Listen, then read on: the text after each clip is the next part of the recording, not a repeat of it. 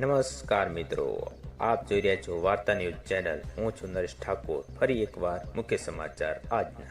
ભીનમાલમાં દિવસ દાડે યુવક પર હુમલો, શહેરમાં ચકચાર.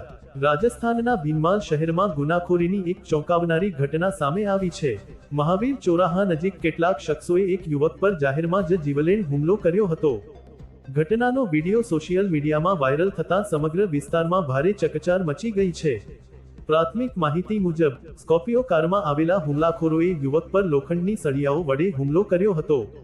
એટલું જ નહીં, યુવકને વાહન નીચે કચડવાનો પણ પ્રયાસ કરવામાં આવ્યો હતો. ઈજાગ્રસ્ત યુવકની ઓળખ કૃષ્ણકુમાર દેવાસી તરીકે થઈ છે. ઘટનાની જાણ થતાં જ પોલીસ તાત્કાલિક સ્થળ પર પહોંચી અને યુવકને સારવાર માટે હોસ્પિટલમાં ખસેડાયો હતો. રાજસ્થાન પોલીસે સમગ્ર મામલાની ગંભીરતાથી તપાસ શરૂ કરી છે. વાયરલ વિડીયોના આધારે હુમલાખોરોની ઓળખ કરવાની કામગીરી હાથ ધરાઈ છે.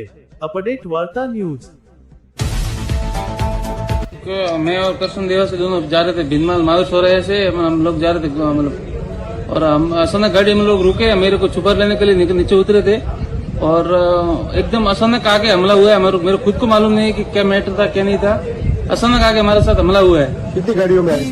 2-3 गाड़ी थी और हमारे साथ 20 कम से कम 15-20 जने आके साथ में हमला किया है हमारे साथ. क्या था उनके पास? उनके पास सब हथियार थे. ये तो हमारे ऊपर पूरा गाड़ी घुमाया है और उनके पास हथियार भी थे. पूरे कैंपर में आए तो उनके साथ पूरे हथियार थे.